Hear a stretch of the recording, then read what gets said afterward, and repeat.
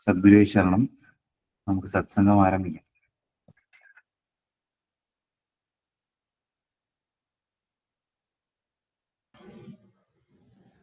ഓം സദ്ഗുരുവേ ശരണം.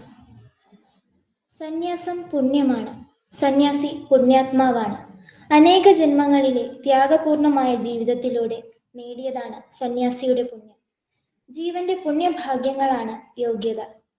അനവധി ജന്മങ്ങളിൽ ത്യാഗജീവിതം നയിച്ച് കർമ്മഗതി ശുദ്ധമായി മനോനില തെളിഞ്ഞ് അറിവ് തെളിഞ്ഞ് ആത്മബോധം കൈവന്ന് സന്യാസത്തിന് യോഗ്യത പ്രാപിച്ച ജീവൻ അവസരം വരുമ്പോൾ സന്യാസിയായി തീരുകയാണ്. അങ്ങനെയുള്ള ജീവനെ തേടി സന്യാസം വരികയാണ്. അതുകൊണ്ടാണ് നദിയുടെ ഉദ്ഭവവും സന്യാസിയുടെ ഉറവിടവും തേടരുത് എന്ന് ജ്ഞാനികൾ പറയുന്നത്. 40ാം സന്യാസദീക്ഷാ വാർഷികത്തോടനുബന്ധിച്ച് നടന്നുവരുന്ന സത്സംഗത്തിന്റെ 12ാം ദിവസമായി ഇന്ന് പ്രാർത്ഥനയോടെ ആരംഭിക്കാം. പ്രാർത്ഥനയ്ക്കായി സർവാദരണീയ ജനനി ദിവ്യജ്ഞാന തപസ്വിനിയെ ക്ഷണിക്കുന്നു.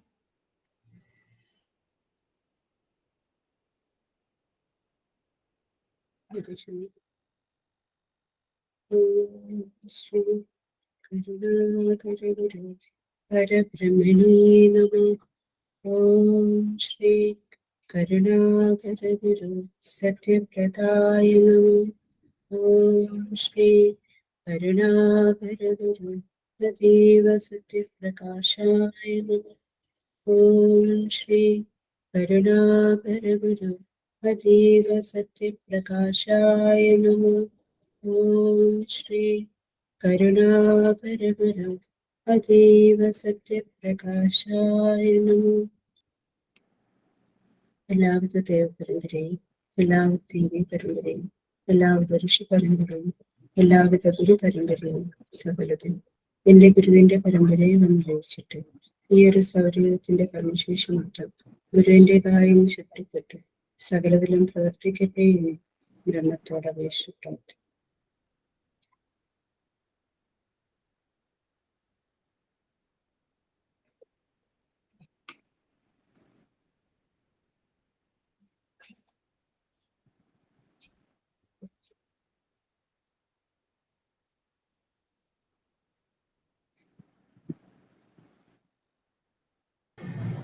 ഗുരുപാദ വന്ദനത്തിനായി ബ്രഹ്മചാരി സ്നേഹവല്ലി കേയമ്മിനെ ക്ഷണിക്കുന്നു.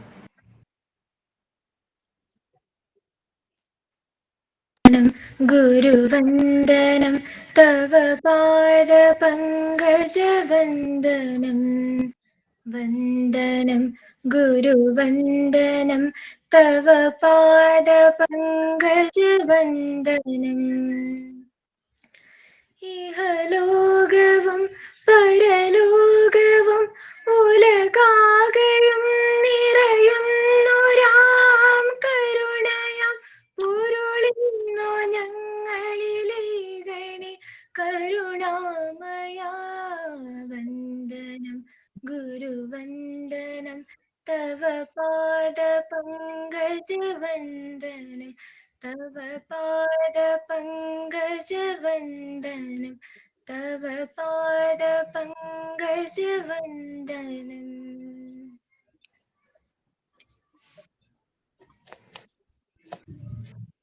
ഗുരുവാണി വായിക്കുന്നതിനായി ബ്രഹ്മചാരി സംഘമിത്രൻ എസിനെ ക്ഷണിക്കുന്നു.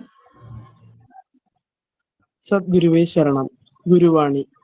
ഇവിടെയുള്ള ഓരോ ആണും ഓരോ പെണ്ണും ഓരോ പരമ്പരയുടെ വിത്തുകളാണ്.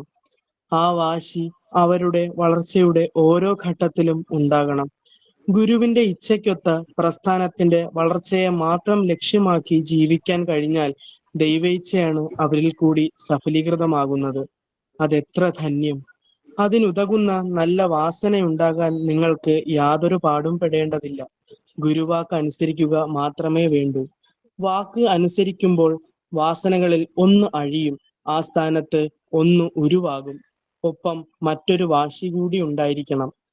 ഞാൻ ചെയ്യുന്ന കാര്യത്തിന് എത്രയും വിലയും തൂക്കവുമുണ്ട്.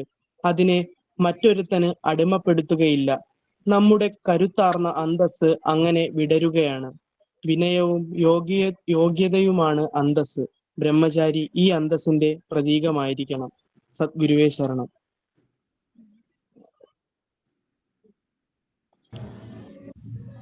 ഇന്ന് ഈ സത്സംഗത്തിൽ മുഖ്യപ്രഭാഷണം നടത്തുന്നത് director administration office of the general secretary സർവാദരണീയ ജനനി ദിവ്യാജ്ഞാന തപസ്വിനിയാണ്.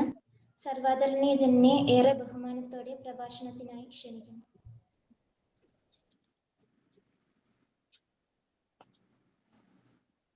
സക്രീഷനും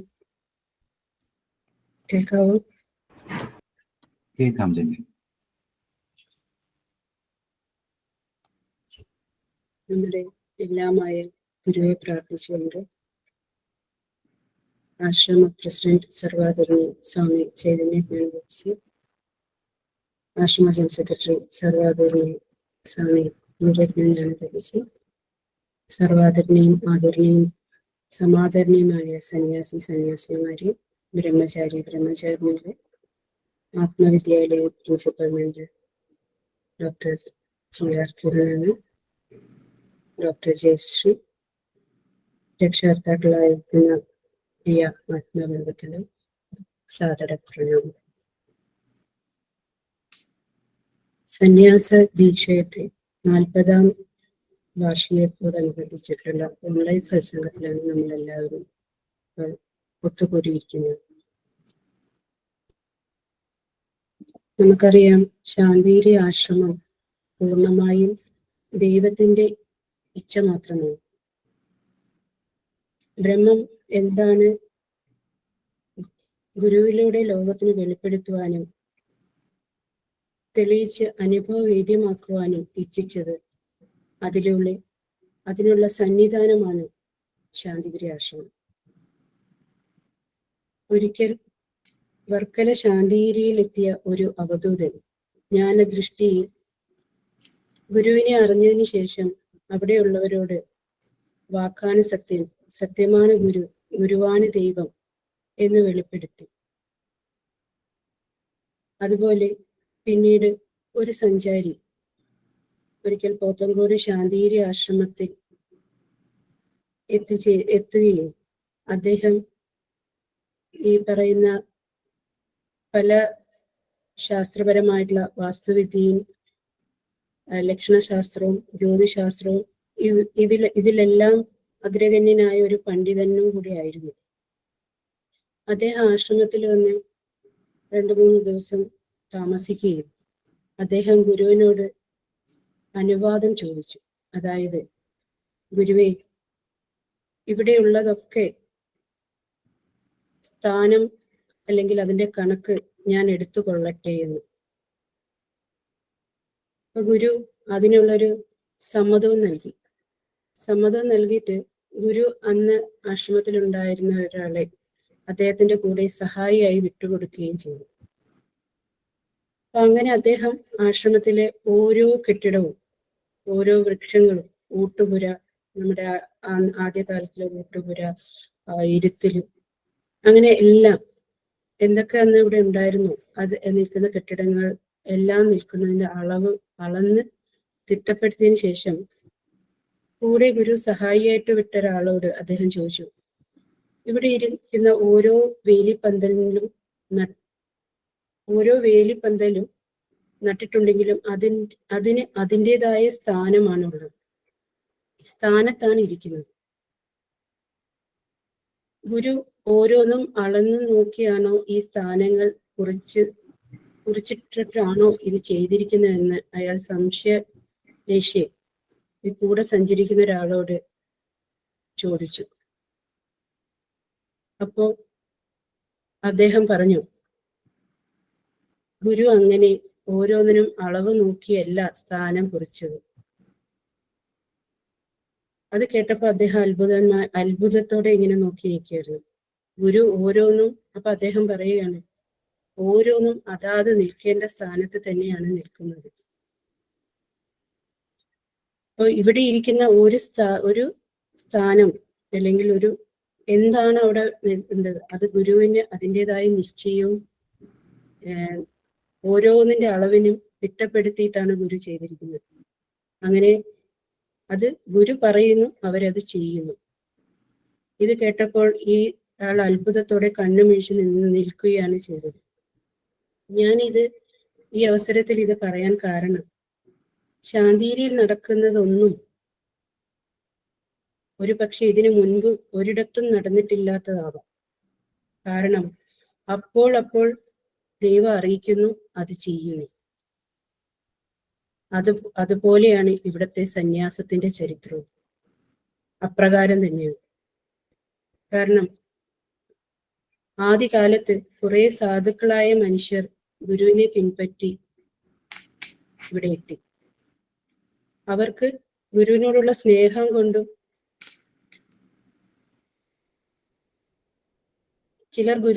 ചിലർ രോഗദുരിതങ്ങൾ കൊണ്ടും ചിലർ വീട്ടിലെ ദോഷങ്ങൾ മാറാനും ഒക്കെ ആയിട്ടാണ് ആശ്രമത്തിൽ താമസിക്കാൻ വന്നു നിന്നത്. ആ വന്നു നിന്ന കാലഘട്ടം എന്ന് പറയുമ്പോൾ നമുക്കറിയാം, സന്യാസത്തിന്റെ 40 വർഷങ്ങളാണ് പിന്നിട്ടിരിക്കുകയാണ്. ആ കാലത്ത് ഇവിടെ പ്രത്യേകിച്ച് വികസനമോ ഒന്നും ഇല്ലാതിരുന്ന കാലഘട്ടം. അന്ന് വന്നു നിന്നവർക്ക് രാപ്പകലില്ലാതെ ശരിയായ വിധം ഒരു ഭക്ഷണം പോലും ഇല്ലാതെയാണ് അവരെല്ലാവരും കൂടെ ആശ്രമത്തിലെ ഓരോ കാര്യങ്ങൾ ചെയ്തു വന്നത്.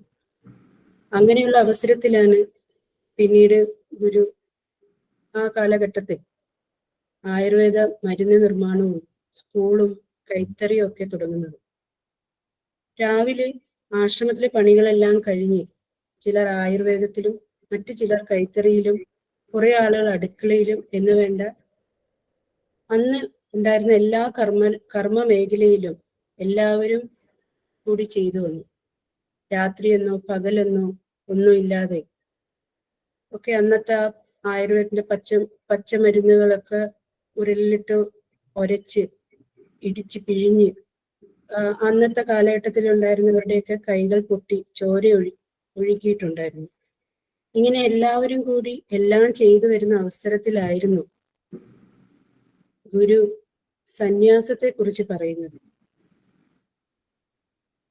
അങ്ങനെ ഗുരു സന്യാസത്തെ കുറിച്ച് പറഞ്ഞിട്ട് താല്പര്യമുള്ളവർ അറിയിക്കുവാനും പറഞ്ഞു. യഥാർത്ഥത്തിൽ അങ്ങനെ ഒരു പാരമ്പര്യമുള്ള കുടുംബത്തിൽ നിന്ന് വന്നവരോ അല്ലെങ്കിൽ അതിനെ ആ നിലയിൽ ജീവിതം നയിച്ചവരോ ഒന്നും ആയിരുന്നില്ല ഇവിടെ അന്തേവാസികളായിട്ട് ഉണ്ടായിരുന്നത്. ഗുരുവിനോട് അവർക്ക് അപമ്യമായ സ്നേഹം, എന്തെന്നില്ലാത്ത സ്നേഹം, ഗുരു മാത്രമേ അവരുടെ മനസ്സിലുള്ളൂ. അപ്പൊ അന്നത്തെ അന്തേവാസികളായിരുന്നവരിൽ പലരും ഗുരുവിനോട് സന്യാസം നൽകണമെന്ന് ഇങ്ങനെ ഒരു കാര്യം അറിയിച്ചപ്പോൾ ഗുരുവിനോട് അപേക്ഷിച്ചപ്പോൾ ഗുരു അതിന് ഓരോരുത്തർക്കും ഓരോ കാരണങ്ങളായിരുന്നു. ഗുരുവിനെ പിരിഞ്ഞിരിക്കാനാവാത്തത്ര സ്നേഹക്കൂടുതലുള്ളത് കൊണ്ട് മാത്രം ചിലർ അങ്ങനെ ഉണ്ടായിരുന്നു. ഗുരു അവരുടെ അങ്ങനെ ആഗ്രഹം പറഞ്ഞവരുടെ കാര്യത്തിന് ഗുരു അവരുടെ ജീവിതത്തെക്കുറിച്ച് ചിന്തിക്കാൻ ദർശനത്തിലൂടെ നോക്കി അവരുടെ ജീവിതത്തെക്കുറിച്ച് അവരുടെ നിർഭാഗ്യങ്ങളെ കുറിച്ച് ചിന്തിക്കാൻ അഭിവന്ദ്യ ശിഷ്യഗോവിന്ദയോട് ഗുരു കൽപ്പിച്ചു. അങ്ങനെ ഒരു വിഭാഗം ആളുകളുടെ എല്ലാം ചോദിച്ച് നോക്കിക്കണ്ട് അങ്ങനെ ഗുരു അനുഗ്രഹം നൽകിയവരാണ് ഈ ആദ്യകാലത്തെ 31 സന്യാസിനിമാരെന്ന് പറയുന്നത്. അപ്പൊ അവർക്ക് ഗുരുവിനോടുള്ള അപമ്യമായ സ്നേഹവും കൊണ്ട് ഗുരു അവരുടെ ജാതിയോ മതമോ ദേശമോ ഭാഷയോ ഒന്നും നോക്കിയില്ല. അവരുടെ വിദ്യാഭ്യാസമോ അല്ലെങ്കിൽ അവരുടെ ജാതകമോ ഗൃഹനിലയോ അങ്ങനെയുള്ള ഒന്നും നോക്കുന്നത് അവരുടെ ജീവന്റെ നന്മയെ കുറിച്ച് ആണ് ഗുരു ചിന്തിച്ചത്. അങ്ങനെ അവരൊരു ബ്രഹ്മചാരിണിയായിട്ട് നിലനിന്നിരുന്നവരോ ഒന്നും ആയിരുന്നില്ല. അങ്ങനെ അവരുടെയാണ് ഗുരു ഗുരുസങ്കല്പത്തിൽ നോക്കി ഗുരുവിന്റെ പ്രകാശത്തിൽ നിന്ന് കിട്ടിയ അറിയിപ്പ് അനുസരിച്ച് ശിഷ്യപൂജിത ഗുരുവിനെ അറിയിക്കുകയും ആ അറിയിച്ചതിനനുസരിച്ച് ആർക്കാണോ ഗുരു അനുവാദം നൽകിയത് അവരുടെ ജീവിതത്തെ എടുത്തു കണ്ട് ആ ജീവിതത്തിന് ഏറ്റക്കുറിച്ചിലുകൾ ഗുരു അവരെ മാറി മാറി വിളിച്ച് സംസാരിക്കുകയും അവർക്ക് വേണ്ട സങ്കല്പ കർമ്മങ്ങൾ പറഞ്ഞു കൊടുക്കുകയും അങ്ങനെ അവരുടെ രക്ഷകർത്താക്കളോട് ഗുരു ഇതിനെ സംബന്ധിച്ച് സംസാരിക്കുകയും ഒക്കെ ചെയ്തു. പക്ഷെ പലർക്കും ഗുരുവിനെ കൈപിടിച്ചേൽപ്പിക്കാൻ ഉള്ള രക്ഷാകർത്താക്കൾ പോലും ഇല്ലാതിരുന്നു എന്ന് വേണം നാം മനസ്സിലാക്കാൻ. അപ്പൊ അങ്ങനെ ഇല്ലാതിരുന്നവർക്ക് വേണ്ടി ഗുരു ആശ്രമത്തിൽ അന്ന് വിശ്വാസികളായിരുന്ന മുതിർന്ന ചില കുടുംബങ്ങളെ വിളിച്ച് അവരുടെ രക്ഷകർത്ത സ്ഥാനം വഹിക്കാനും ഗുരു നിർദ്ദേശിച്ചു. അവർക്ക് വേണ്ടുന്ന കാര്യങ്ങൾ ആ കുടുംബങ്ങൾ ചെയ്തു. ലോകത്ത് ഇന്ന് വരെ ആ നിലയിൽ മറ്റൊരു സന്യാസ ദീക്ഷ കർമ്മം നടന്നിട്ടില്ല. ജീവന്റെ യോഗ്യത അനുസരിച്ച് ദർശനത്തിലൂടെ അറിഞ്ഞ് സന്യാസം നൽകിയ ചരിത്രമാണ് ശാന്തിഗിരിയിലെ എന്ന് ഗുരു അറിയിച്ചു. അപ്പൊ നമുക്കറിയാം ശാന്തിഗിരിയിലെ സന്യാസം എന്ന് പറയുന്നത് അപ്രകാരമുള്ളതാണ്. ഗുരു ഒരിക്കലൊരു അന്ന് പറഞ്ഞൊരു വാക്ക് എന്ന് പറയുന്നത്, ഞാനിത് ഏറ്റവും താഴെത്തട്ടിൽ നിന്നാണ് തുടങ്ങിയിട്ടുള്ളത്. ഇവർ ഇത് പൂർത്തിയാക്കിയാൽ ഇനി വരുന്നവർക്ക് ആ വഴിയിലൂടെ അവർക്ക് തെറ്റുകൂടാതെ പൂർത്തീകരിക്കാൻ സാധിക്കുമെന്നാണ്. ഇപ്പൊ 40 വർഷങ്ങൾക്ക് മുൻപുള്ള ശാന്തിഗിരിയിൽ ഗുരു ഒരു സന്യാസ പരമ്പരയെ വാർത്തെടുത്തത് ഇപ്രകാരമാണ്. അതിന്റെ ആദ്യ കാലങ്ങളിലെ ഒരു ചരിത്രം എന്നുള്ളത് പോലെ ആണ് ഞാൻ ഈ ഓരോ കാര്യങ്ങൾ അവതരിപ്പിച്ചത്. കാര്യം ബ്രഹ്മപ്രകാശത്തിൽ നിന്ന് അതിനൊരു അനുവാദം കിട്ടുകയും അതിന് എന്ത് നാമകരണം ചെയ്യണമെന്ന് ഗുരു ആ ദൈവപ്രകാശത്തിൽ നിന്ന് കിട്ടിയ അറിയിപ്പ് അനുസരിച്ച് അറിയിക്കുകയുണ്ടായി. ആ അറിയിപ്പാണ് ഗുരുധർമ്മ പ്രകാശ സഭ എന്ന നാമകരണം. അപ്പോൾ ഇങ്ങനെ അറിയിപ്പ് കിട്ടിയപ്പോൾ ഗുരു സന്യാസത്തിന്റെ വസ്ത്രത്തെക്കുറിച്ച്, അല്ലെങ്കിൽ സന്യാസ ദീക്ഷ നൽകുന്നതിന് മുൻപായി സന്യസ്തരായിരിക്കുന്നവർക്ക് എന്ത് വസ്ത്രമാണ് നൽകേണ്ടതെന്ന് ഗുരു പലവട്ടം ആലോചിച്ചു. മറ്റെല്ലാ വിശ്വാസ പ്രമാണത്തിൽ നിന്നും വ്യത്യസ്തമായിട്ടൊരു വസ്ത്രരീതിയായിരുന്നു ഗുരു ആഗ്രഹിച്ചത്.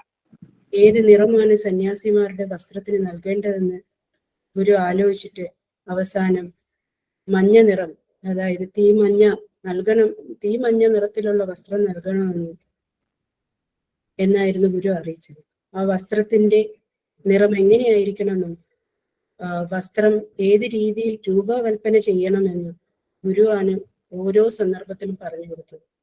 അങ്ങനെ ഗുരുവിന്റെ മനസ്സിൽ നിന്ന് ഉടലെടുത്ത ആ വസ്ത്രത്തിന്റെ രൂപഘടന അത് ഗുരു അന്നത്തെ ശിഷ്യന്മാരുടെ അടുത്ത് പറഞ്ഞു കൊടുക്കുകയും, എൻ്റെ ഓർമ്മയിലാണെങ്കിൽ എനിക്ക് അന്ന് സന്യാസിമാർ പറഞ്ഞു തന്നത് ഉള്ള അറിവ് വെച്ചാണെങ്കിൽ ആദ്യത്തെ വസ്ത്രം നെയ്തതെന്ന് പറയുന്നത് ആശ്രമ കൈത്തറിയിൽ എന്നാണ് എൻ്റെ ഓർമ്മ. ഗുരു ആദ്യം സന്യാസം നൽകുന്ന സമയത്ത് സന്യാസിമാർക്ക് ഇന്ന് കാണുന്ന ശിരോവസ്ത്രം നൽകിയിരുന്നില്ല. സന്യാസിനിമാരുടെ വസ്ത്രത്തിൽ എന്തോ ഒരു കുറവ് ഗുരുവിന് അന്ന് അനുഭവപ്പെട്ടു. ഇടയ്ക്കിടയ്ക്ക് ഗുരു അത് പറയുകയും ചെയ്തിരുന്നു. അങ്ങനെ ഇരിക്കുകയാണ് ഗുരു ആദ്യ സന്യാസം നൽകിയിട്ട് ഏകദേശം 1 വർഷം തികയുന്നതിന് മുമ്പ് ഒരു ദിവസം സന്യാസിനിമാർക്ക് ഒരു ശിരോവസ്ത്രം പ്രാർത്ഥിച്ച് അനുഗ്രഹിച്ച് നൽകിയത്. അപ്പൊ മനസ്സിൽ തിങ്ങി നിന്നിരുന്ന അപൂർണത പൂർണ്ണമായതായിട്ട് ഗുരു പറഞ്ഞു. ശിരോവസ്ത്രം ധരിച്ചെത്തിയ സന്യാസിനിമാരെ കണ്ടപ്പോഴാണ് ഗുരു ഈ വസ്ത്രത്തിന് വേണ്ടതൊക്കെ ആയത് എന്ന് മന്ദഹാസത്തോടെ പറഞ്ഞു. അപ്പൊ ഈ സന്യാസിനിമാരുടെ വസ്ത്രത്തിന്റെ നിറവും രൂപകൽപ്പനയും ഒക്കെ ഗുരു ബ്രഹ്മനിശ്ചയപ്രകാരം നൽകിയിട്ടുള്ളതാണ് എന്ന് നമുക്ക് അസംശയം നമുക്ക് എല്ലാവർക്കും അനുഭവപ്പെട്ട ഒരു കാര്യമാണ്. ഈ അടുത്ത കാലത്തൊക്കെയാണ് സന്യാസ ദീക്ഷ ചടങ്ങുകൾ നമുക്കൊക്കെ ഓരോ ആത്മബന്ധുക്കൾക്കും പൂർണ്ണമായി കാണാനും ലൈവായിട്ടൊക്കെ കാണാൻ സാധിക്കുന്നു. എന്നാൽ ആദ്യകാലത്ത് എല്ലാവർക്കും ഈ ചടങ്ങ് കാണാനോ മനസ്സിലാക്കാനോ ഉള്ള ഒരു സൗകര്യം ലഭിച്ചിരുന്നില്ല. ആദ്യമായി സന്യാസം നൽകിയ 31 പേരുടെ സമയത്ത് ഗുരു സ്വയം അന്നത്തെ പർണശാലയിൽ മുന്നിൽ ഒരു പീഠത്തിൽ ഉപവിഷ്ടനായിട്ട് ഈ 31 പേരുടെ സന്യാസദീക്ഷ ചടങ്ങുകൾ നേരിട്ട് നടത്തുകയാണ് ചെയ്തത്. ഈ ഹാരാർപ്പണവും പുഷ്പസമർപ്പണവും പാദപൂജയും ഒക്കെ ചെയ്ത് ഗുരുവിനെ പൂജിക്കുന്ന അവസരത്തിൽ ഗുരു അത് സ്വീകരിച്ച് ആ സങ്കല്പ കർമ്മങ്ങൾ ഏറ്റെടുക്കുകയായിരുന്നു ചെയ്തത്. ഒരാൾ സന്യാസിയാകുന്നതിലൂടെ ആ കുടുംബം മാത്രമല്ല, ആ കുലവും ഗോത്രവും ശുദ്ധീകരിക്കുന്ന ഒരു കർമ്മമാണ് അവിടെ നടക്കുന്നത്. അങ്ങനെ ആ സങ്കല്പ കർമ്മം ഗുരു അത് ഏറ്റെടുത്ത് കർമ്മം ചെയ്യുമ്പോൾ അന്ന് ആ സങ്കല്പ കർമ്മത്തിൽ ഗുരു തന്റെ ശാരീരിക ബുദ്ധിമുട്ട് ഒന്നും ചിന്തിക്കാതെയാണ് പീഠത്തിലിരുന്ന് ആ ചടങ്ങുകൾ സ്വീകരിച്ചത്. ഈ ചടങ്ങുകൾക്കെല്ലാം ശേഷം ഗുരു അന്ന് സന്യാസം സ്വീകരിച്ച് എല്ലാവരെയും ചേർത്ത് നിർത്തി അവരുടെ പുറകില്, ഈ സന്യാസിമാരുടെ പുറകില് ഗുരു ബ്രഹ്മപ്രകാശിന് കിട്ടിയ ആ വാചകം ഗുരുധർമ്മ പ്രകാശ സഭ എന്നൊരു ബാനർ കെട്ടിയിട്ട് ഒരു ഫോട്ടോ എടുത്തിട്ടുണ്ടായിരുന്നു ഗുരു ഇരുന്നു കൊണ്ട്. ആ ഫോട്ടോ പിന്നീട് എനിക്ക് കാണുവാൻ ഭാഗ്യമുണ്ടായി. അതാണ് ഈ അവസരത്തിൽ ഞാൻ അതെന്റെ മനസ്സിൽ ഈ കാര്യങ്ങളൊക്കെ അവതരിപ്പിക്കുമ്പോൾ ആ ഫോട്ടോയാണ് എൻ്റെ മനസ്സിൽ പതിയുന്നത്. ഇതൊക്കെ ഈ ചടങ്ങുകളൊക്കെ ഞാൻ മുതിർന്ന ജന്മിമാരിൽ നിന്ന് കേൾക്കാനും അനുഭവിച്ചറിയാനും അതുപോലെ ഗുരുവിൽ നിന്ന് നേരിട്ട് അനുഭവിച്ചറിയാനും സാധിച്ച കാര്യങ്ങളാണ്. ഈ അന്ന് 1984 ഈ ചടങ്ങ് നടക്കുമ്പോൾ എനിക്ക് 2 വയസ്സ് മാത്രമാണ് പ്രായം. അന്ന് ഞാൻ ആശ്രമത്തിൽ എത്തിയിട്ടുമില്ലായിരുന്നു. ഈ കാര്യങ്ങളെല്ലാം എനിക്ക് അന്നത്തെ മുതിർന്ന ജന്മിമാരിൽ നിന്നും ഗുരുവിൽ നിന്നുമാണ് ഇതറിയാൻ സാധിച്ചത്. അന്ന് സന്യാസം സ്വീകരിച്ച പലരും ബന്ധുമിത്രാദികളുടെ അനുവാദം പോലും ചോദിക്കുകയോ കാത്തു നിൽക്കുകയോ ചെയ്യാതെ ഗുരുവിനോടുള്ള സ്നേഹത്തിലാണ് ഗുരുവിൽ സ്വയം സമർപ്പിച്ചവരാണ് അതിലെ മിക്കവരും. അതുപോലെ അന്ന് സന്യാസം സ്വീകരിച്ചവരുടെ രക്ഷാർത്താക്കൾ പോലും, ചിലർക്ക് രക്ഷാർത്താക്കൾ പോലും ഇല്ലായിരുന്നു ഒന്ന് കൈപിടിച്ച് ഗുരുവിൽ സമർപ്പിക്കാനായിട്ട്, അല്ലെങ്കിൽ ഗുരുവിന്റെ കൈകളിൽ അവരെ ഏൽപ്പിക്കുവാനായിട്ടുണ്ടായിരുന്നില്ല. അന്നത്തെ കാലത്ത് ഈ സന്യാസത്തെ കുറിച്ച് ആരും അംഗീകരിക്കുന്ന ഒരു കാലമായിരുന്നില്ല. പക്ഷെ അങ്ങനെയുള്ള ഒരു കാലഘട്ടത്തിലാണ് നമ്മൾ മനസ്സിലാക്കേണ്ടത് ചെറുപ്പക്കാരായ യുവതികൾ കൂടുതൽ ഗുരുവിനെ കണ്ടറിഞ്ഞെത്തിയതും ഗുരുവിനോടുള്ള അഗാധമായ ഒരു സ്നേഹവും ഭക്തിയുടെയും വഴിയിൽ ആശ്രമ ജീവിതം നയിക്കുന്നത് എന്ന് നമ്മൾ മനസ്സിലാക്കേണ്ടത്. അപ്പൊ അന്നത്തെ കാലഘട്ടം എന്ന് നമ്മളൊന്ന് ചിന്തിച്ചു നോക്കും. ഈ പറയുന്ന ഒന്നുമില്ലാതിരുന്നൊരു കാലഘട്ടം. അപ്പൊ അങ്ങനെ ആ ത്യാഗ ജീവിതം, സന്യാസത്തിന്റെ ഗുരുവിനോടുള്ള സ്നേഹവും ഗുരുവിനോടുള്ള അതിയായ ഭക്തിയും ആ ഒരു സ്നേഹമാണ് അവരെ ഈ ജീവിതത്തിലേക്ക് തിരഞ്ഞെടുത്തതും. അങ്ങനെ ത്യാഗപ്പെട്ട സന്യസ്ത ജീവിതങ്ങളാണ് ഈ കാണുന്ന അല്ലെങ്കിൽ നമ്മൾ അറിയുന്ന ഈ 31 സന്യാസിനിമാരെന്ന് പറയുന്നത്. അവരുടെ സന്യസ്ത ജീവിതത്തിന്റെ 40 വർഷം പൂർത്തീകരിക്കുന്ന ഒരു സുദിനവും കൂടിയാണ് ഈ വരുന്ന ഒക്ടോബർ 13 നമുക്കൊക്കെ അറിയാം, ഓരോ സന്ദർഭഘട്ടങ്ങളിലും ഗുരു സന്യാസം നൽകിയിട്ടുണ്ട്. അതിനുശേഷം ഒരു 4-5 തവണ ഗുരു സന്യാസം നൽകി. ഓരോ സമയത്ത് സന്യാസം നൽകിയപ്പോഴും നമുക്ക് എല്ലാവർക്കും എന്ന് പറയുന്നത് സന്യാസ ദീക്ഷാ വാർഷികം എന്ന് പറയുന്നത് ഈ വിജയദശമി നാളിലാണ് എല്ലാവരുടെയും സന്യാസ ദീക്ഷാ വാർഷികം. അന്ന് ഈ സന്യാസം സ്വീകരിച്ച ഓരോ സന്യാസിമാരും ആശ്രമത്തിലെ സുഖ സൗകര്യങ്ങളോ ഒന്നും ഉണ്ടായിരുന്ന കാലഘട്ടമായിരുന്നില്ല. ഭക്ഷണത്തിന് ബുദ്ധിമുട്ടുണ്ടായിരുന്ന ഒരു കാലം കൂടിയായിരുന്നു. പക്ഷെ അവർക്ക് അതൊന്നും ആയിരുന്നില്ല കാര്യം. അവർക്ക് ഗുരുവായിരുന്നു അല്ല. ആ വിശ്വാസത്തിലാണ് അത്രയും സന്യാസിമാരും ആ കാലഘട്ടത്തിൽ ഇവിടെ ആശ്രമത്തിൽ നിന്നുണ്ടായിരുന്ന അന്തേവാസികളും ഈ പറയുന്ന സന്യാസിനിമാരും എല്ലാം ഗുരുവിനെ ചേർന്ന് നിന്നു. അവരുടെ ആ വിശ്വാസമായിരുന്നു, ആ കളങ്കമില്ലാത്ത വിശ്വാസം, അവരുടെ ത്യാഗപൂർണമായ ജീവിതം, സന്യാസം സ്വീകരിക്കലും ഒക്കെ ഉണ്ടായത് എന്റെ വഴിത്തിരിവെന്ന് പറയുന്നത്.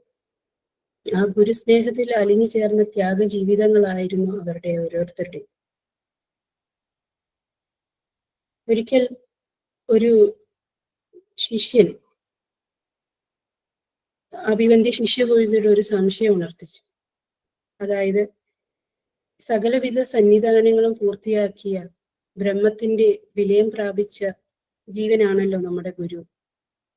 അപ്പോ ആ ഗുരു, അത്രയും ഗുരു എന്ന് പറയുന്നത് ആ മഹാത്മാവ് ആയിട്ട് വന്ന ഒരു ഗുരു ഒരു സാധാരണ വീട്ടിൽ ജനിക്കാനും ഈ കഷ്ടപ്പാടുകളുടെ നടുവിൽ ജീവിക്കാനും ആ ജീവിതകാലം അത്രയും കഷ്ടപ്പാടുകൾ നടുവിൽ ജീവിക്കേണ്ടി വന്നതിന്റെ കാരണം എന്താന്ന് ഗുരു അഭിവന്ദ്യ ശിഷ്യപൂജിതയുടെ ആ ശിഷ്യൻ തന്റെ സംശയം ഉണർത്തിച്ചു.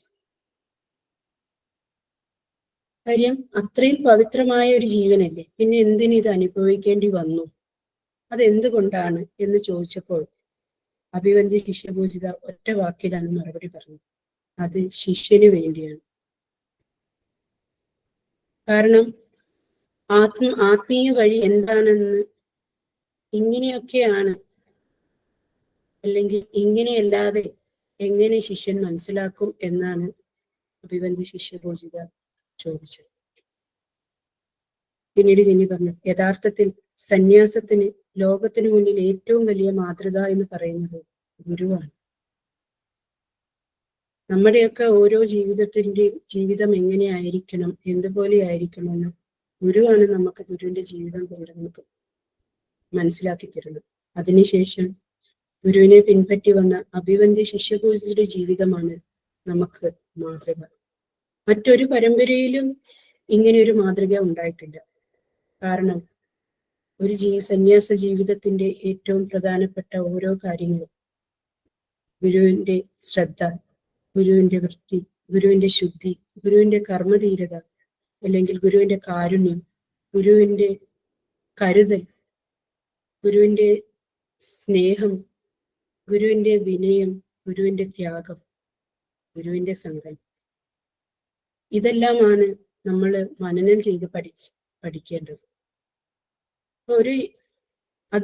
അതാണ് നമ്മളുടെ സന്യാസത്തിന്റെ ഒരു ജീവിതം. അല്ലാതെ ഇന്ന് കേൾക്കുന്ന അല്ലെങ്കിൽ ലോകത്ത് കാണുന്ന സന്യാസ പരമ്പരയല്ല, സന്യാസത്തിന്റെ പാരമ്പര്യമല്ല ഗുരു നമുക്ക് പറഞ്ഞു തന്നിട്ടുള്ളത്.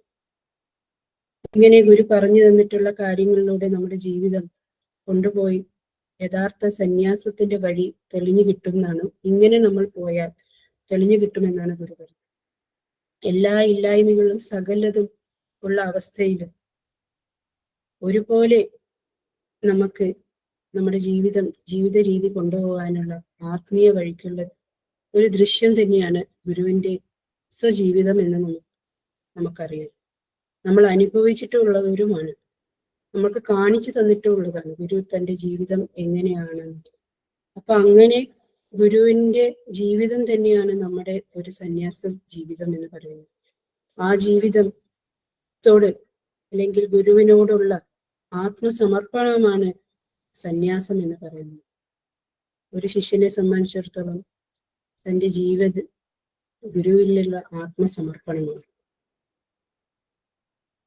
നമ്മുടെ ഓരോരുത്തരുടെയും ജീവിതം അങ്ങനെ ഗുരുവിൽ ആത്മസമർപ്പണമായിട്ട് ലയിച്ചു ചേരേണ്ടവരാണെന്ന് ഈ അവസരത്തിൽ ഓർമ്മിച്ചുകൊണ്ട് പ്രാർത്ഥിച്ചുകൊണ്ടും എല്ലാ സന്യാസിമാരുടെ നന്മയ്ക്കായിട്ടും ഇത് കേൾക്കുന്ന എല്ലാ ആത്മബന്ധുക്കൾക്കും എല്ലാവർക്കും രക്ഷാർത്ഥാക്കൾക്കും എല്ലാവിധ നന്മകളും നേർന്നുകൊണ്ട് ഞാൻ എൻ്റെ ഈ വാക്കുകൾ ഗുരുവിന്റെ തൃപ്പാദത്തിൽ സമർപ്പിക്കുന്നു. അങ്ങനെ ഓരോ സന്യാസ ജീവിതങ്ങളും ഗുരുവിന്റെ തൃപ്പാദങ്ങളിൽ സമർപ്പിതമായി ഈ അവസരത്തിൽ പ്രാർത്ഥിച്ചുകൊണ്ട് എൻ്റെ ഈ വാക്കുകൾ ഗുരു തൃപ്പാദത്തിൽ സമർപ്പിക്കുന്നു. സകലേശ്വരി.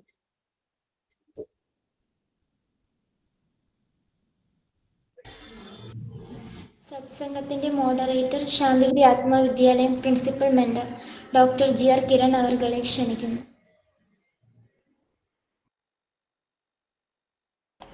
സദ്ഗുരുവേ ശരണം. നമ്മുടെ സർവസ്വമായ പരമകാരുണ്യവാനായ ഗുരുവിന്റെ തൃപ്പാദ പത്മങ്ങളിൽ നമസ്കരിച്ച് പ്രാർത്ഥിക്കുന്നു. ഗുരുവിന്റെ വത്സല ശിഷ്യപൂജിതയുടെ തൃപ്പാദ പത്മങ്ങളിൽ നമസ്കരിച്ച് പ്രാർത്ഥിക്കുന്നു.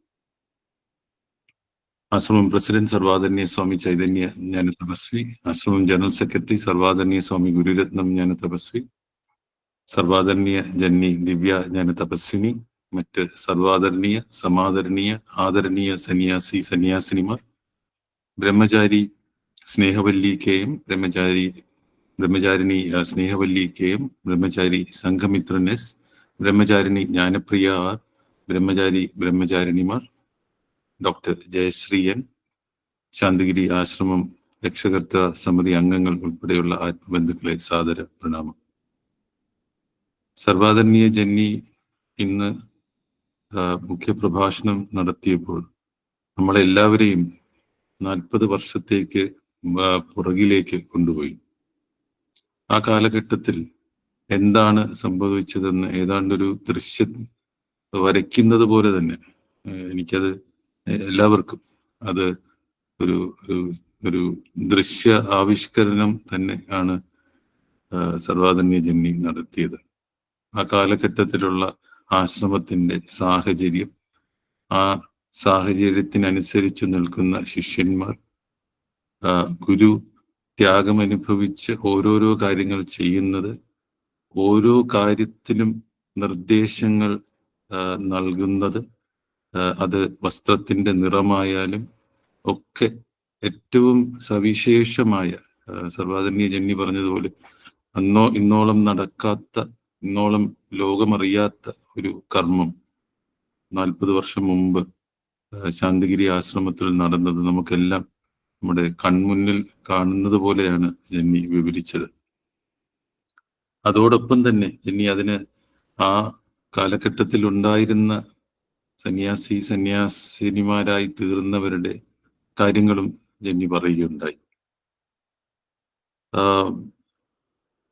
ശാന്തിഗിരി ആശ്രമത്തിലെ സന്യാസം എന്ന് നമ്മൾ പലപ്പോഴും വായിക്കുകയും പറയുകയും ചെയ്യുമെങ്കിലും ജന്നി ഒരു 2-3 വാക്കിൽ അത് പറഞ്ഞു.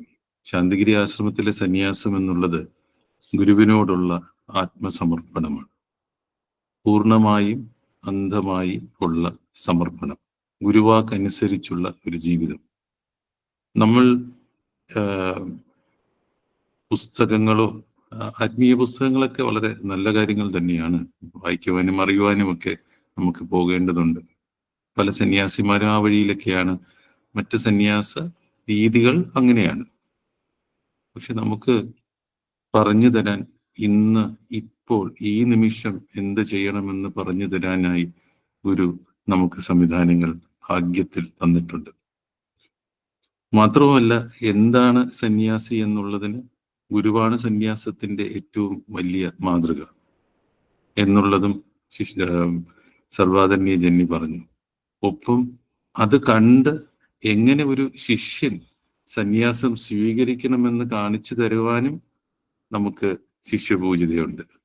ഇത്രയും നിറവോടുകൂടി സന്യാസത്തെ കാണിച്ചു തരാൻ, അറിയിച്ചു തരാനുള്ളൊരു സംവിധാനം മറ്റുണ്ടോ എന്ന് വളരെ സംശയകരമല്ല, നമുക്കറിയാവുന്നതാണ്. അത് അങ്ങനെ ഞാൻ കൂടുതലായി ഇതിലേക്ക് കടക്കുന്നില്ല. പക്ഷെ നമുക്ക് സന്യാസിയാര്, ഗുരുവാര്, ശിഷ്യൻ എങ്ങനെയായിരിക്കണം, എന്താണ് സന്യാസി ചെയ്യേണ്ടത്, എല്ലാം വളരെ വ്യക്തമാക്കി തന്നിട്ടുള്ള, ഈ അനുനിമിഷവും എന്ത് ചെയ്യണമെന്ന് അറിയിച്ചു തരാനുള്ള ഒരു ഭാഗ്യം കൂടി നൽകിയിട്ടുള്ള ഒരു പരമ്പരയാണ് നമ്മുടേത്.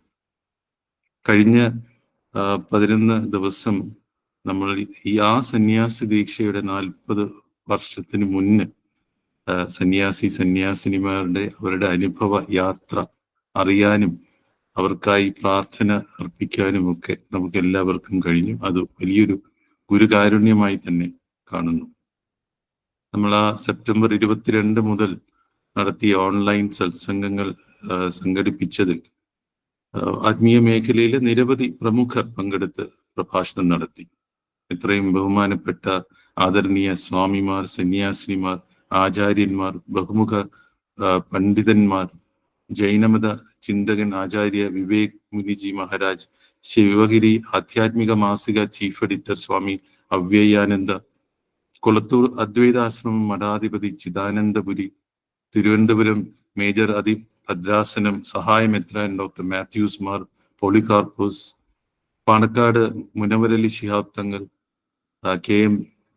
M K Sanu master, Chinmaya mission സംസ്ഥാന അധ്യക്ഷൻ വിവിക്താനന്ദ സരസ്വതി, സമ്പോധ് ഫൗണ്ടേഷൻ സംസ്ഥാന അധ്യക്ഷൻ സ്വാമി അധ്യാത്മാനന്ദ സരസ്വതി, ചെമ്പഴന്തി ശ്രീ നാരായണ ഗുരുകുലം മഠാധിപതി സ്വാമി അഭയാനന്ദ, പാളയം ഇമാം ഡോക്ടർ വി പി സുഹൈബ് മൗലവി, ശ്രീരാമകൃഷ്ണ മഠം ആധ്യാത്മിക മാസിക എഡിറ്റർ സ്വാമി നന്ദാത്മജാനന്ദ, പന്മന തീർത്ഥപാദ ആശ്രമം കാര്യദർശി സ്വാമി കൃഷ്ണമയാനന്ദ തീർത്ഥപാദർ, കോഴിക്കോട് മാതാ അമൃതാനന്ദമയി മഠം അധ്യക്ഷൻ Swami Vivekamritanandapuri, Brahmakumaris Thiruvananthapuram coordinator sister Mini, art of ലീവിംഗിലെ ബ്രഹ്മചാരി ചിത്സ്വരു, ഇസ്കോണിലെ മനോഹർ ഗൗരദാസ് എന്നിവരൊക്കെ ഈ സത്സംഗങ്ങളിൽ പങ്കെടുക്കുകയും അവരുടെ ആചാര്യ പരമ്പരയിൽ, ഗുരുപരമ്പരയിൽ, ആചാര്യ പരമ്പരയിൽ എങ്ങനെയാണ് സന്യാസം എന്നുള്ളതിനെ കുറിച്ച് വളരെ വിശദമായി തന്നെ അവർ സംസാരിച്ചു.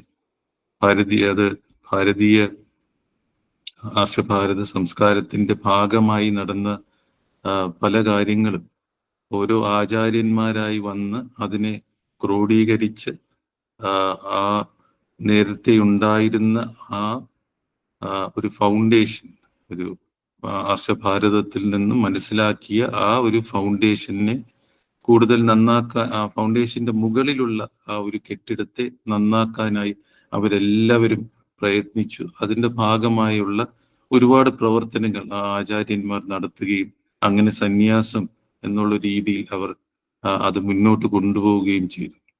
പക്ഷെ അവര് എല്ലാവരും ചെയ്ത് നന്മയോടുകൂടി ചെയ്ത് ലോകത്തിന് മുഴുവനും നന്മ പകരുന്ന രീതിയിൽ അവർ ചെയ്ത കർമ്മങ്ങൾ ഒരു അടിസ്ഥാനത്തിന്റെ, ഒരു കെട്ടിടത്തിന്റെ അടിസ്ഥാനത്തിന്റെ മുകളിലുള്ള ഒരു കെട്ടിടത്തിൽ വന്ന കേടുപാടുകളെ മുഴുവൻ മാറ്റി അതിന് നല്ല രീതിയിലാക്കുന്ന ഒരു രീതിയാണ് ചെയ്തത്.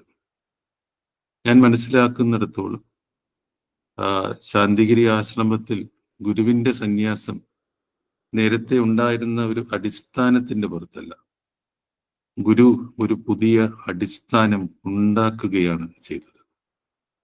ആ അടിസ്ഥാനത്തിന്റെ മുകളിൽ കെട്ടിയ സന്യാസത്തിന്റെയും നമ്മൾ ഈ കാണുന്ന പ്രസ്ഥാനത്തിന്റെ എല്ലാ കാര്യങ്ങളിലും പഴയ പലതിലും നന്മ നിറഞ്ഞതിനെ സ്വീകരിച്ചെങ്കിലും അടിസ്ഥാനം ഗുരുവിൻ്റെതാണ്.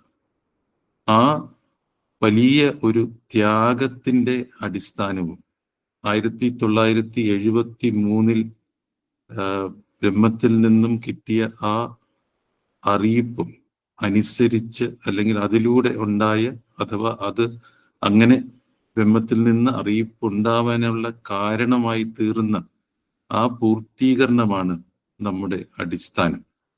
ആ അടിസ്ഥാനത്തിന്റെ പുറത്താണ് എല്ലാം ഗുരു സ്ഥാപിച്ചിരിക്കുന്നത്. ആ സ്ഥാപിച്ചിരിക്കുന്നത് ലോകം ഇന്നോളം കണ്ടിട്ടില്ലാത്ത, അറിഞ്ഞുകൂടാത്ത, അറിയാത്ത ഒരു വ്യവസ്ഥയാണ്.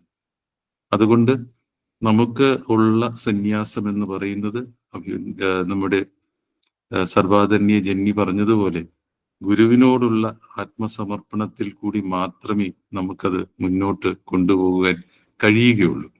കാരണം അത് ത്യാഗത്തിൽ തീർത്ത ഒരു അടിസ്ഥാനമാണ്. ഗുരുവിന്റെ ജന്മാർജിതമായി ഉള്ള ത്യാഗത്തിന്റെ അടിസ്ഥാനത്തിലാണ് നമ്മുടെ എല്ലാ കാര്യങ്ങളും. അതുകൊണ്ട് തന്നെ ആ ത്യാഗം പ്രതിഫലിക്കുന്ന രീതിയിലുള്ള ഒരു മാർഗം മാത്രമേ നമുക്ക് എല്ലാവർക്കും മുന്നോട്ട് കൊണ്ടുപോകാൻ കഴിയുകയുള്ളൂ. സർവാധന്യ ജന്നി പറഞ്ഞതുപോലെ ഇതിൽ പിന്നെ അത്തരമൊരു അടിസ്ഥാനത്തിന് അന്നോളമുള്ള കുറവുകൾ, അന്നോളമുള്ള ജാതിയും മതത്തിന്റെയും ചിന്തകൾ ഒന്നും പ്രസക്തമേ അല്ല. അങ്ങനെ ഒരു ചിന്ത പോലും ഇതിനകത്ത് വരുന്നില്ല. അത് മനുഷ്യനും വ്യക്തികളും അവരുടെ കുടുംബവും അവരുടെ കുലവും അങ്ങനെ മാനവരാശിയെ മുഴുവനും രക്ഷിക്കുവാനുള്ള ഗുരുവിന്റെ ഏറ്റവും വലിയ ത്യാഗം. സർവാധന്യ ജന്നി പറഞ്ഞതുപോലെ ശിഷ്യപൂജിത പറഞ്ഞ ആ കാര്യം, ഈ ത്യാഗമെല്ലാം പെട്ടത് ശിഷ്യന് വേണ്ടി, ശിഷ്യർക്ക് വേണ്ടി, ഈ പറയുന്ന മാനവരാശിക്ക് വേണ്ടി. അതിൻ്റെ ഭാഗമായി പ്രവർത്തിക്കുവാൻ നമുക്കൊക്കെ, നമ്മളെപ്പോലെയുള്ളവർക്കൊക്കെ ഒരു അവസരം കിട്ടുന്നത് പോലും വലിയൊരു ഭാഗ്യമാണ്. അതിന് ഗുരുവിനോട് ഏറ്റവും താഴ്മയായി പ്രാർത്ഥിക്കുന്നു. എന്ത് വലിയൊരു അവസരമാണ് ഈ പരമ്പരയ്ക്ക് ഗുരു നൽകിയിരിക്കുന്നതെന്ന് നമ്മൾ ഈ സന്യാസിമാരുടെ കഴിഞ്ഞ ദിവസങ്ങളിലെ സംസാരത്തിൽ നിന്ന് തന്നെ നമുക്ക് മനസ്സിലാക്കാൻ കഴിയും. എത്രമാത്രം ഈ നമ്മുടെ മഹാഗുരുവിന്റെ സ്നേഹത്തിലൂടെ ഒരു പുതിയ ലോകമാണ് നമ്മൾ ഇവിടെ സൃഷ്ടിക്കുന്നത്. അതിന്റെ ഭാഗമാകാൻ, അതിന്റെ സർവാദരണീയ ജന്നി വിമലാജ്ഞാന തപസ്വിനിയുടെ വാക്കുകൾ ഉപയോഗിക്കുകയാണെങ്കിൽ അതിന്റെ ഒരു മണൽത്തരിയെങ്കിലും ആകാൻ കഴിയുന്നെങ്കിൽ എന്ത് ഭാഗ്യം എന്ന് ഈ അവസരത്തിൽ ഓർത്ത് പ്രാർത്ഥിക്കുന്നു. ഈ ഓൺലൈൻ സത്സംഗം ചെയ്യുവാനായിട്ട് പലപ്പോഴും ഈ ദിവസങ്ങളിൽ സംസാരിക്കാനുള്ള ഒരു ഭാഗ്യം ഗുരുകാരുണ്യം കൊണ്ട് എനിക്ക് ലഭിച്ചിട്ടുണ്ട്. പക്ഷെ അതിന്റെ പുറകിൽ പ്രവർത്തിച്ച ഒരുപാട് പേര് ഉണ്ട്. പലരുടെയും പേരുകൾ എടുത്ത് പറയാൻ പറ്റില്ല, കാരണം അത്രയ്ക്കും വലിയൊരു ലിസ്റ്റ് ഓഫ് ആൾക്കാരുണ്ട്. ആത്മവിദ്യാലയത്തിന്റെ ഹെഡ് അഡ്മിനിസ്ട്രേഷനായ സമാദരണീയ ജന്നി കൃപാജ്ഞാന തപസ്വിനിയാണ് നമ്മുടെ എല്ലാ കാര്യങ്ങളും നേതൃത്വം നൽകി കോർഡിനേറ്റ് ചെയ്യുന്നത്. ജന്നി പലപ്പോഴും ഇതിൽ മീറ്റിങ്ങുകളിലൊന്നും കാണുന്നുണ്ടാവില്ല, പക്ഷെ ഇതിന്റെ യഥാർത്ഥത്തിലുള്ള നേതൃത്വം നൽകി ഇതിനെ മുന്നോട്ട് കൊണ്ടുപോകുന്നത് സമാദരണീയ ജന്നി കൃപാജ്ഞാന തപസ്വിനിയാണ്. ആത്മവിദ്യാലയത്തിന്റെ പ്രവർത്തനങ്ങൾ അതുകൂടാതെ കോർഡിനേറ്റ് ചെയ്ത് ഈ പറയുന്ന ഓൺലൈൻ ഉൾപ്പെടെ കോർഡിനേറ്റ് ചെയ്യുന്നതിൽ ആദരണീയ ജന്നി വന്ദിത ജ്ഞാന തപസ്വിനിയും ബ്രഹ്മചാരി ഡോക്ടർ അരവിന്ദ് ബ്രഹ്മചാരി അഖിൽ JL ഒക്കെ വലിയൊരു പങ്ക് വഹിക്കുന്നുണ്ട്. എല്ലാ ദിവസവും എല്ലാ പ്രവർത്തനവും കോർഡിനേറ്റ് ചെയ്ത് ഈ ഓൺലൈനായിട്ട് സന്യാസിമാരുടെ കാര്യങ്ങളൊക്കെ കോർഡിനേറ്റ് ചെയ്യുന്നതിൽ ഡോക്ടർ ഹരിദാസ് ടി നൽകുന്ന സ്തുത്യർഹമായ പ്രവർത്തനത്തെ ഞാൻ ഈ അവസരത്തിൽ ഓർക്കുകയും ഗുരുവിനോട് പ്രാർത്ഥിക്കുകയും ചെയ്യുകയാണ്. ഇതുകൂടാതെ തൃശ്ശൂരിൽ നിന്നും മുക്തജിത്തൻ സ്വാമിയും രാജൻ സാറും ശ്രീമതി ബിന്ദുവും ഒക്കെ നമുക്ക് സഹായിച്ചു. കൂടാതെ ആദരണീയ ജന്യമാരായ അംബുജ ജ്ഞാന തപസ്വിനിയും ജന്നി ജയപ്രിയ ജ്ഞാന തപസ്വിനിയും ഈ സന്യാസിനിമാരുടെ നാൾവഴികളെ കുറിച്ചുള്ള കാര്യങ്ങൾ അത് കളക്ട് ചെയ്യാനും അതുണ്ടാക്കാനുമായി ഒരുപാട് സഹായിച്ചിട്ടുണ്ട്. കൊല്ലത്ത് നിന്ന് എനിക്ക് പ്രത്യേകം എടുത്തു പറയാൻ ഉള്ളത് മുരളി ശ്രീധർ സാറും സുരേഷ് ബാബു സാറും. അവർ പല കാര്യങ്ങൾക്കും നേതൃത്വം നൽകുകയല്ല, നേരിട്ട് പോയി കാര്യങ്ങൾ ചെയ്ത് എടുത്തത് കൊണ്ടാണ് നമ്മുടെ പല വീഡിയോസും നമുക്ക് കിട്ടിയത്. അതിന് സാർമാർ രണ്ടുപേരോടും പ്രത്യേകമായ നന്ദിയും അവനോട് പ്രാർത്ഥിക്കുകയും ചെയ്യുന്നു. ഒപ്പം പ്രദീപ് ശങ്കറും കീർത്തിയും രഞ്ജിത്തും കൊല്ലത്ത് നിന്ന്, പബ്ലിക് റിലേഷൻസ് ഡിവിഷനിലെ മനോജ് ടി, അതുപോലെ NN കമ്മ്യൂണിക്കേഷനിലെ അജിമോൻ, ദീപേഷ്, കമ്മ്യൂണിക്കേഷൻസ് ഡിപ്പാർട്ട്മെന്റിലെ ജനപ്രിയൻ OS, ടെക്നിക്കൽ സപ്പോർട്ട് നൽകിയ ജ്ഞാനമിത്രൻ, എറണാകുളത്തുള്ള അഡ്വക്കേറ്റ് സന്തോഷ് കുമാർ, പിന്നെ അഭിലാഷും, കോഴിക്കോട് നിന്നുള്ള ജുബിൻ, മുരളി, ഷാജി കൊയിലാണ്ടി, തിരുവനന്തപുരത്ത് നിന്നുള്ള ശിവൻജി നായർ, കണ്ണൂരിൽ നിന്നുള്ള മനോജ് മാത്തൻ, വയനാട് നിന്നുള്ള സനൽകുമാർ, ആലപ്പുഴയിൽ നിന്നുള്ള വേണുഗോപാൽ. ഈ ലിസ്റ്റ് ഇങ്ങനെ മുന്നോട്ടും ഒരുപാട് പോകുന്നു. അങ്ങനെ ഒരുപാട് പേരുടെ ഒരു പ്രവർത്തനത്തിന്റെ ഭാഗമായാണ് നമ്മൾ ഈ ഓൺലൈനിൽ ഇത്രയും ദിവസം ഈ പ്രോഗ്രാമുകൾ നടത്തുവാൻ നമുക്ക് കഴിഞ്ഞത്. അവര് ഒരുപാട് ഇതിനു പിന്നിൽ പ്രവർത്തിച്ചിട്ടുണ്ട്. അവരോടെല്ലാം ഉള്ള നന്ദിയും ഒപ്പം അവർക്ക് വേണ്ടിയുള്ള പ്രാർത്ഥനയും ഞാൻ ഈ അവസരത്തിൽ അറിയിക്കുകയാണ്. നമ്മുടെ 40ാം സന്യാസി ദീക്ഷാ വാർഷികത്തിന്റെ അടുത്ത 10 ദിവസം എന്ന് പറയുന്നത് 10 ദിവസത്തെ വ്രതസങ്കല്പങ്ങൾ നാളെ ഒക്ടോബർ 4-ാം തീയതി വെള്ളിയാഴ്ച തുടക്കമാവുകയാണ്. അതിന്റെ കാര്യങ്ങൾ ഒരുപാടുണ്ട്. അത് നിങ്ങൾക്ക് എല്ലാവർക്കും അറിയാം. കൂടുതൽ ഡീറ്റെയിൽസ് വരുന്നതുമാണ്. നാളെ മുതൽ രാത്രി 8 മണിക്ക് സ്പിരിച്വൽ സോൺ കോൺഫറൻസ് ഹാളിൽ അല്ലെങ്കിൽ അതിന്റെ വെളിയിലായിട്ട് ഗുരുവിന്റെ ഉദ്യാനത്തിലായിട്ടും സത്സംഗം ഉണ്ടാകുന്നതാണ്. നാളെ ആശ്രമം പ്രസിഡന്റ് സർവാദരണീയ സ്വാമി ചൈതന്യജ്ഞാന തപസ്വി അത് ഉദ്ഘാടനം ചെയ്ത് മുഖ്യ പ്രഭാഷണം നടത്തുന്നതാണ്. ഗുരുശിഷ്യ ബന്ധത്തെ അധികരിച്ച് ആത്മബന്ധത്തിന്റെ കാണാപ്പുറങ്ങൾ എന്ന വിഷയത്തിലുള്ള പ്രഭാഷണങ്ങളായിരിക്കും അടുത്ത ദിവസങ്ങളിൽ 12-ാം തീയതി വരെ ഉണ്ടാകുക. ഒക്ടോബർ 10-ന് നടക്കുന്ന സത്സംഗത്തിൽ ശാന്തിഗിരി ആശ്രമം ജനറൽ സെക്രട്ടറി സ്വാമി ഗുരുരത്നം ജ്ഞാന തപസ്വി മുഖ്യ പ്രഭാഷണം നടത്തും. ഒരിക്കൽ കൂടി ഇന്നത്തെ സർവാദരണീയ ജന്നിയുടെ മുഖ്യ പ്രഭാഷണം മനസ്സിൽ തങ്ങി നിൽക്കുന്നു. ആ നാളുകൾ 40 വർഷം പുറകിലേക്ക് മനസ്സിപ്പോഴും നിൽക്കുന്നു.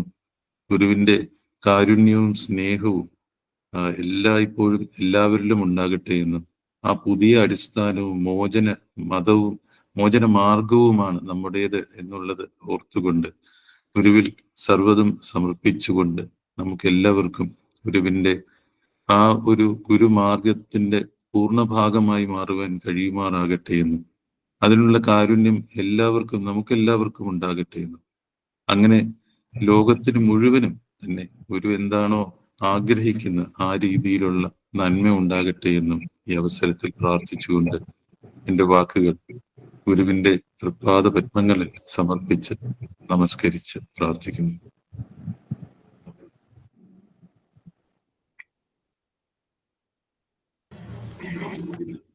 കൃതജ്ഞത അർപ്പിച്ചു സംസാരിക്കുന്നതിനായി ഡോക്ടർ ജയശ്രീ എൻ അവർകളെ ക്ഷണിക്കുന്നു.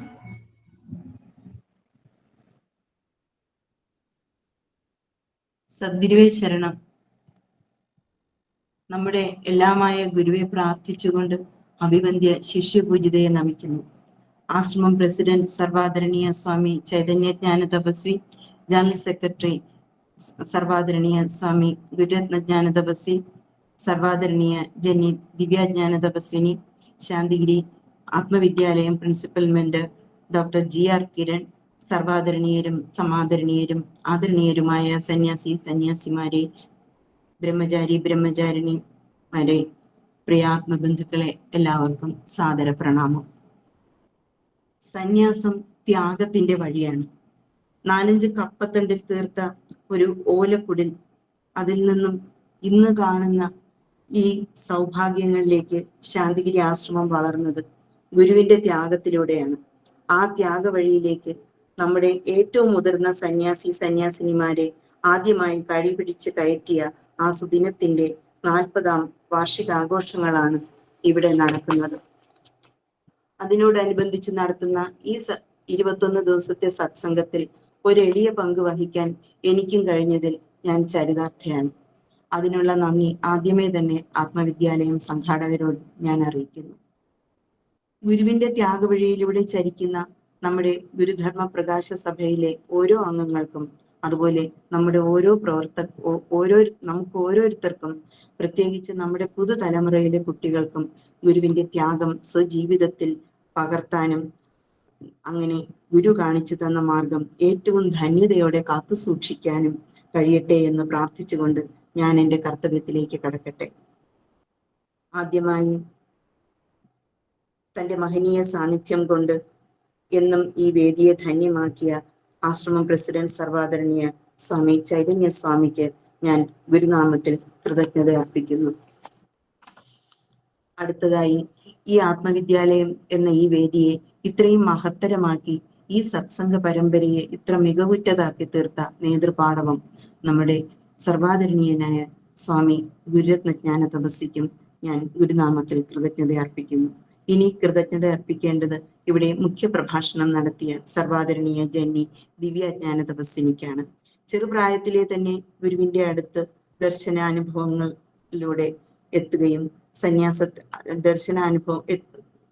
ദർശനാനുഭവങ്ങളിലൂടെ സന്യാസത്തിലെത്താൻ ഭാഗ്യം സിദ്ധിച്ച മഹത് വ്യക്തിത്വമാണ് ജന്നി.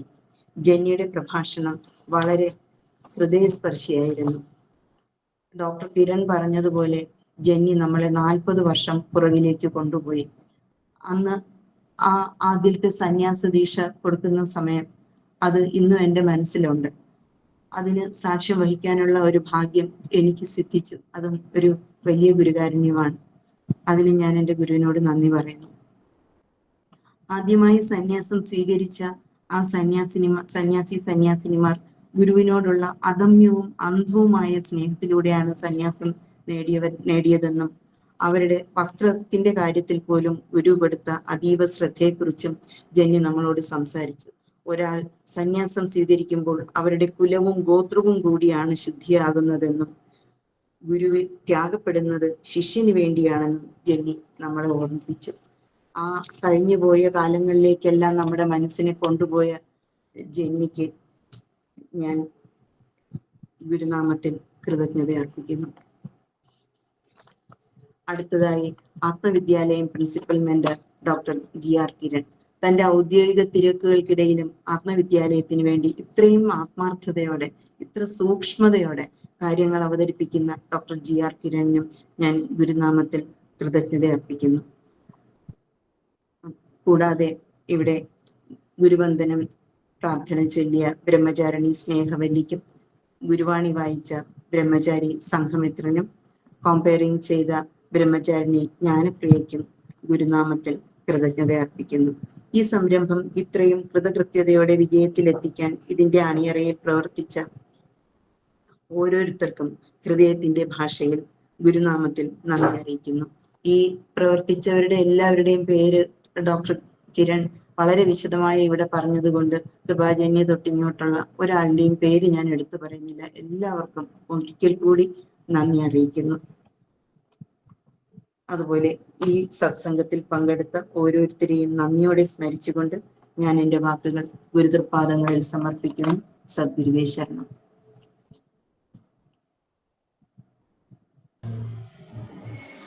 സദ്ഗുരുവേ ശരണം. ഒരറിയിപ്പുണ്ട്. ശാന്തിഗിരി ആശ്രമത്തിലെ 40ാം സന്യാസി ദീക്ഷാ വാർഷികത്തോടനുബന്ധിച്ച് നടക്കുന്ന 10 ദിവസത്തെ വ്രതസങ്കല്പങ്ങൾക്ക് നാളെ ഒക്ടോബർ 4 വെള്ളിയാഴ്ച തുടക്കമാകുകയാണ്. ഒക്ടോബർ 12 വരെ ദിവസവും രാവിലെയും വൈകുന്നേരവും 6 മണിയുടെ ആരാധനയ്ക്കു ശേഷം സന്യാസിനിമാരും ബ്രഹ്മചാരിന്മാരുടെയും പുഷ്പസമർപ്പണവും പ്രാർത്ഥനയും ഉണ്ടാകും. ഈ സമയത്ത് എല്ലാ രക്ഷകർത്താക്കളും ആത്മബന്ധുക്കളും പ്രാർത്ഥനാ നിർഭരരായി അവിടെ ഉണ്ടാകണമെന്ന് അഭ്യർത്ഥിക്കുന്നു. നാളെ മുതൽ രാത്രി 8 മണിക്ക് സ്പിരിച്വൽ സോൺ കോൺഫറൻസ് ഹാളിൽ സത്സംഗം ഉണ്ടാകും.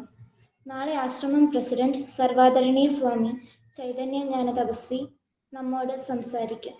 ഗുരുശിഷ്യ ബന്ധത്തെ അധികരിച്ച് ആത്മബന്ധത്തിന്റെ കാണാപ്പുറങ്ങൾ എന്ന വിഷയത്തെക്കുറിച്ചുള്ള പ്രഭാഷണങ്ങളായിരിക്കും തുടർന്നുള്ള ദിവസങ്ങളിൽ ഉണ്ടാകുക. ഒക്ടോബർ 10 നടക്കുന്ന സത്സംഗത്തിൽ ശാന്തിഗിരി ആശ്രമം ജനറൽ സെക്രട്ടറി സ്വാമി ഗുരുരത്നം ജ്ഞാന തപസ്വി മുഖ്യപ്രഭാഷണം നടത്തും. ഈ സത്സംഗം ഗുരുതൃപാദങ്ങളിൽ സമർപ്പിക്കുന്നു. പ്രാർത്ഥനയ്ക്കായി സർവാദരണീയ ജന്മി ദിവ്യ ജ്ഞാന തപസ്വിനിയെ ക്ഷണിക്കുന്നു.